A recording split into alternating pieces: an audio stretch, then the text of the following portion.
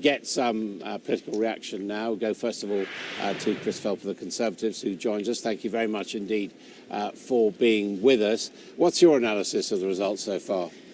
Well, it's clearly been a good night for the Conservatives, but we should remember these are local elections fought by local candidates on local issues. And what we now need to do is focus on the general election, where the country has a choice between Theresa May to lead us into difficult negotiations or Jeremy Corbyn leading the country in a coalition of chaos. So I think that really now is the choice we need to focus on.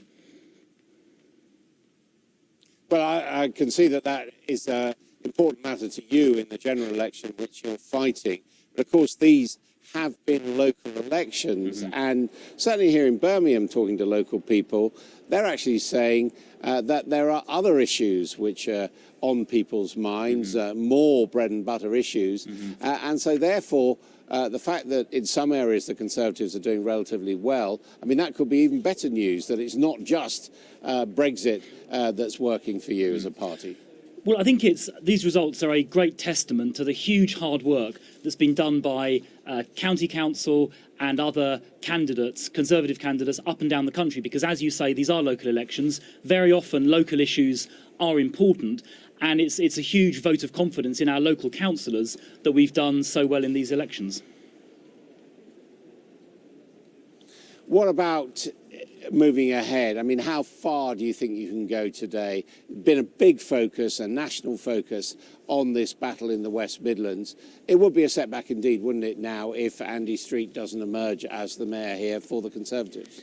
Well, it's looking very close in the West Midlands, so let's wait and see what happens.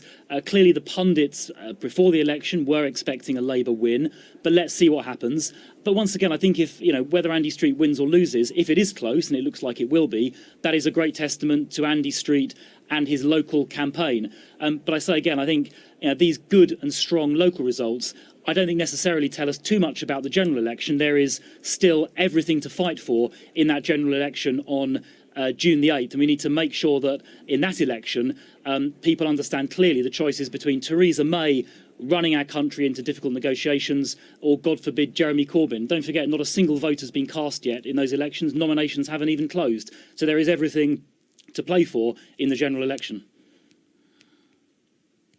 Well, you mentioned Jeremy Corbyn there. How much of a factor do you think the national leaders, Theresa May, Jeremy Corbyn, Tim Farron, are on the doorstep? Are people really thinking about that?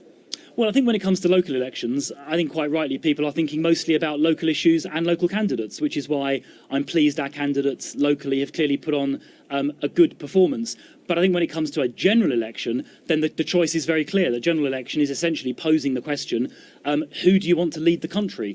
And I know we have a parliamentary system, but the leader of the successful party will ultimately walk up Downing Street on the morning of June the 9th, and the public have to choose. Will it be Theresa May leading a strong and stable government, or will it be Jeremy Corbyn and his coalition of chaos? And that ultimately is the choice on June the 6th. I don't think that choice was really so much on people's minds yesterday. I think the credit for yesterday lies with our fantastic local candidates. Don't vote early, it's June the 8th actually, but Mr Philp, thank you very much indeed for joining us.